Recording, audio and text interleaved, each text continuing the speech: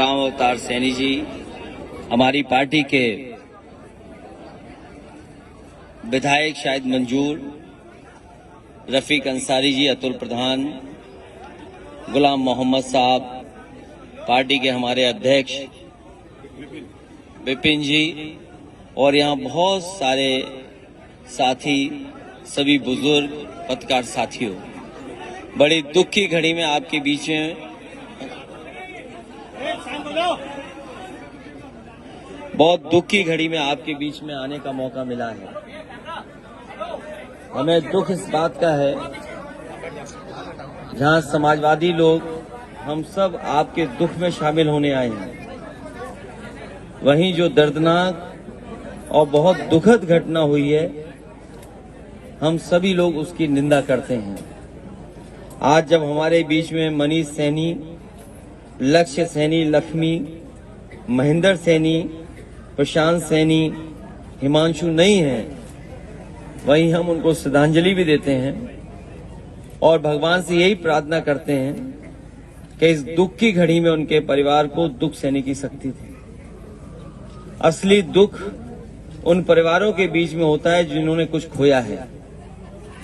मैं देख रहा हूं कि एक पिता ने अपने बेटे को, परिवार के और सदस्यों ने अपने परिवार के जिम्मेदार लोगों को खोया है और ये ऐसा दुख है जब हम और आप सब बैठते हैं, मिलते हैं तो थोड़ा दुख बढ़ जाता है, लेकिन जब कभी ये अकेले में बैठ रह जाते होंगे या कोई बात याद आ जाती होगी तो न जाने कितना बड़ा दुख इनके बीच में आता होगा। ऐसी घड़ी में हम कोई बहुत आपका परेशानी को हल नहीं कर सकते। ये आपके ऊपर जो दुख आया है जीवन भर का है, ये हमेशा जीवन भर आपको याद दिलाता रहेगा। मैं इस समय यही कहूंगा कि परिवार के जो बड़े सदस्य हैं, जिम्मेदार लोग हैं, इन परिवार के लोगों को साहस दें, हिम्मत दें, जिससे ये दुख सहा जा सके। मैं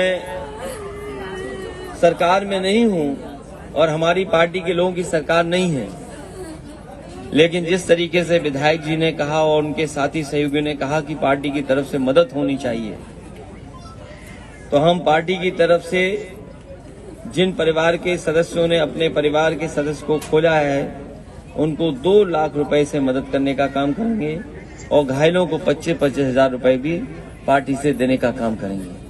और इस मौके पर कोई राजनीति नहीं, लेकिन सरकार की जिम्मेदारी बनती है अगर कहीं कोई घटना घटी हो तो उन गरीब परिवारों की मदद करे, और ये सरकार की जिम्मेदारी बनती है।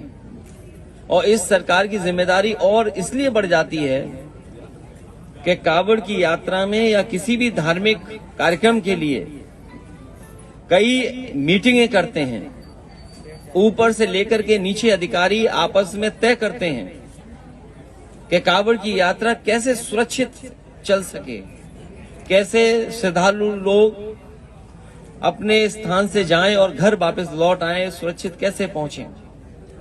और इस खुशी के लिए सरकार बजट भी रखती है, अलग से बजट का इंतजाम करती है। हेलीकॉप्टर से फूल बरसाया जाता है, पूरे प्रदेश में ये संदेश जाए कि यात्रा सुरक्षित हो रही है, इसलिए मुख्यमंत्री जी भी खुद फूल को उन कांवड़ियों के ऊपर सम्मान करने के लिए आते हैं।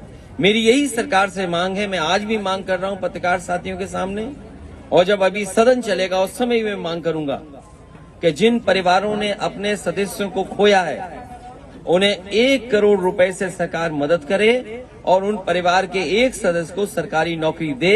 ये सरकार अगर नहीं दे सकती है तो मैं यहाँ सैनी समाज के और यहाँ जिम्मेदार लोगों को भरोसा दिलाता हूँ, जब कभी समाजवादी सरकार बने आप लोग आना और सरकारी नौकरी देने का काम हम लोग समाजवादी लोग करेंगे। उसका लॉ एंड ऑर्डर पर क्या बोलेंगे? मैं आपसे कहना चाहता हूँ, इतनी निरंकुश पुलिस कभी नहीं हुई होगी जितनी आज हमें देखने को मिल रहा है, और इतना करप्शन पुलिस या विभागों में कभी नहीं हुआ होगा जो आज हो रहा है। बीजेपी की सरकार ने, इन्हीं के विभाग ने ये जानकारी हासिल करने का काम किया कि कौन सा विभाग सबसे ज्यादा करप्ट है, तो पता लगा पुलिस विभाग सबसे ज्यादा करप्ट है। सरकार आकलन कर रही है और सरकारी जानकारी कर रही है। तो ये जो व्यवहार, बातचीत, भाषा या पुलिस को जो काम करना चाहिए था वो नहीं कर रही है, बाकी सब काम पुलिस कर रही है। सर सीमा हैदर को लेके क्या कहेंगे? अरे यहाँ पर तो आपको जिन कावड़ियों पर मुख्यमंत्री जी फूल बरसाए हो, जिन कावड़ियों को हेलीकॉप्टर से फूल बरसाया गया हो, उनकी जान चली गई। क्या 1 करोड़ और सरकारी नौकरी नहीं सरकार को देनी चाहिए? सर राली चौहान जाएंगे आप और धनपुर भी जाएंगे, क्या कहेंगे इन सब मृतकों के परिवार के लिए? दुख है इस बात का कि उन्होंने परिवार के सदस्यों को खोया, और मैंने जैसा कहा कि कावड़ियों की जो जान गई है वो सरकार की लापरवाही थी, बिजली विभाग की लापरवाही थी। इनके परिवार को 1 करोड़ और सरकारी नौकरी सरकार को देनी चाहिए, और इसलिए देनी चाहिए क्योंकि जब फूल बरसाते हैं आप, उनका सम्मान करते हो, आज उनके परिवार का सदस्य उनके बीच नहीं है, तो कम से कम आपको उन परिवारों को सरकारी नौकरी देनी चाहिए। सरकार ने